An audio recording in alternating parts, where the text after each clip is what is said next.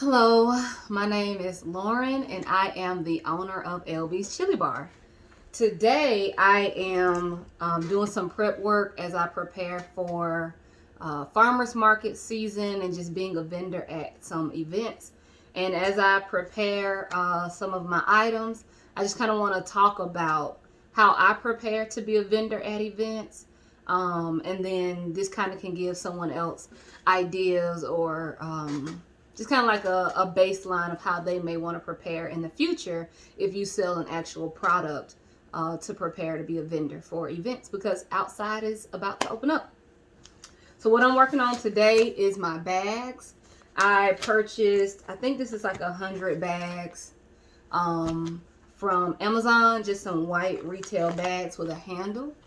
I purchased these. I kind of knew the measurements of my gift set bag box. And then based on making sure that my gift sets could fit in here, I know if I'm at an event and somebody only wants to buy 1 bottle of sauce or 2 bottles of sauce, those will fit in the bags as well. Today I picked up some labels that I got made at Staples. So they have like stickers and I do 4 on a page. So I branded them with my logo. And I'm just kind of putting the stickers on the bag so they will look like this for the final product. I like to make sure I pretty much brand as much as I can, have my logo on as much as I can, and make sure that everything looks nice. So that's what I'm doing today.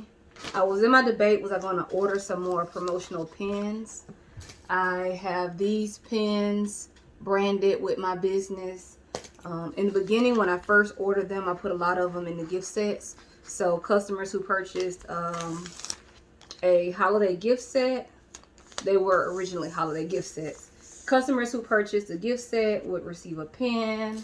And I also have some scratch-offs that are coupons for online sales. And it's designed just like my bottle of sauce. So I like to personalize a lot of my items. Also, you know, just try to make sure I know what I want the customer experience to be like. So this is what I'm working on today. But in terms of how I prepare for vending events and farmers markets, one, I try to be mindful, is it an outdoor event or an indoor event? If it's an indoor event, then I don't need everything. If it's an outdoor event, then I try to make sure I'm conscious of the weather. Some of the stuff that I'm going to list, I don't already own, but I'm preparing to purchase them. And then I also have to determine what's worth personalizing with my brand, my logo, versus what do I just need to have in my branded colors. When I do events, I do chili events and I do sauce events. I have done it where I've had chili and sauce at an event, but that's kind of what I'm in my debate about. Will I do chili year round or will I just save chili for the cold weather? And so when I have an event that I'm doing chili at, then I have like 5-ounce bowls. I have like sticker labels on the bowls of chili. And I try to have like a lot of space for sample cups because I make a sweet and spicy chili. And it's a matter of, is it going to be beef chili all? Am I going to have beef turkey and vegetarian chili? So my table has to be pretty equipped and ready based on the amount of variety that I'm going to have when it comes to an event with chili, as well as am I going to have toppings available? So I can have sour cream, I can have shredded cheese, I can have crackers available. So it's really important, you know, in advance that I know how much space I need and what I'm offering in terms of if it's just chili or if it's just chili and sauce or if it's simply just sauce. If I do chili and sauce, typically I just choose one chili, which is a beef chili. That's my main go-to. And then I save a lot of space to display my bottles of sauce and my gift sets. Big thing, I always make sure no matter what I'm doing, I have business cards on the table for anybody to pick up and take with them. I have a 6-foot table. It's a 6-foot fold-up table. Of course, some people need extra space. They have an 8-foot table. At some events, they provide a table, but it's always best to just go ahead and have your own table. My original stickers, I didn't do the current stickers like the original ones, but the original ones have a QR code on it that takes you to the website. So there are 2 different sticker labels. But the new ones are the circle ones. The old ones were the ones that have the QR code. I may put the QR code on some more, but for now, I just didn't do it for the new stickers. But having a table of your own is very important, because you don't always know if whoever, if it's an event, sometimes they provide a table, but if it's something like what I'm doing coming up with farmers markets, you typically need your own table. A tablecloth, as of now, I just kind of go and buy a cheap tablecloth from the Dollar Tree that's red.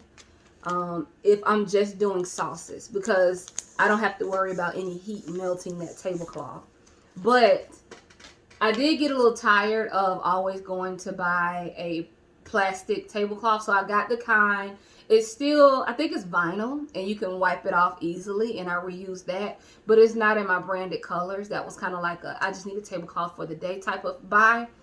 I am looking at branding a tablecloth with my logo on it and having that in the future. It probably will be vinyl still, so that I don't have to always wash it, but I'm not sure yet. I'm kind of pricing what a tablecloth costs and how frequently I will be using a tablecloth. If I want to get just a red checkerboard vinyl tablecloth, find a vinyl tablecloth that has like chili peppers on it, or straight up get my own branded tablecloth made. A wagon. I don't like to have to make multiple trips back and forth to my car, and then also keeping in mind some stuff can be heavy. Boxes of sauce can be heavy. So I buy a wagon. I have a red wagon. I take it everywhere with me. It is so convenient. It folds up.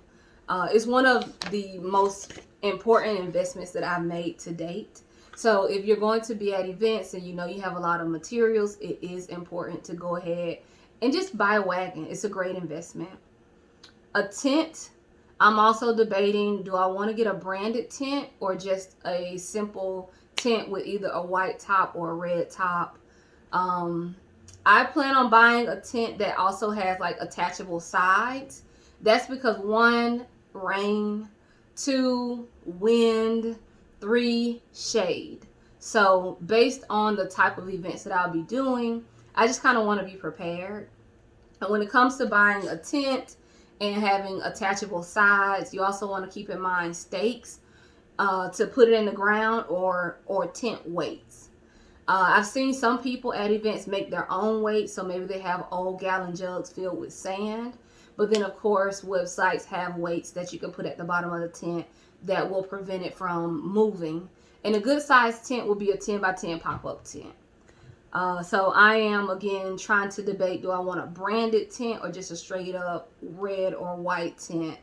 Whatever is most affordable, as well as something that I plan on having long term. If I don't do a branded tent, then the other thing I'm looking at is a custom retractable sign. So one of those, you pull it out, it can stand up with, it's usually like sticks, behind it, metal poles. And so it'll have like LB's Chili Bar, maybe my picture, or some pictures of the product. I'm looking into purchasing a branded retractable sign, so that way it will be easy to just get a simple tent, and I can have this retractable sign out, especially on good weather days for outdoor events, but it will be perfect for indoor events. That way I don't have to have something on the front of my table saying exactly what I have. My retractable sign can.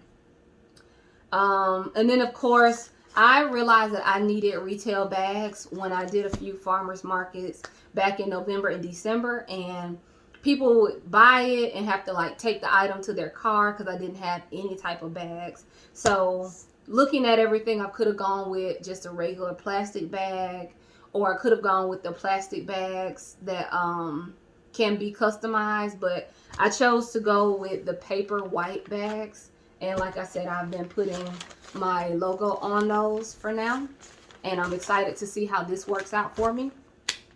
Something else that I just did, working on my branding and needing decor for my table, especially when I just have sauce.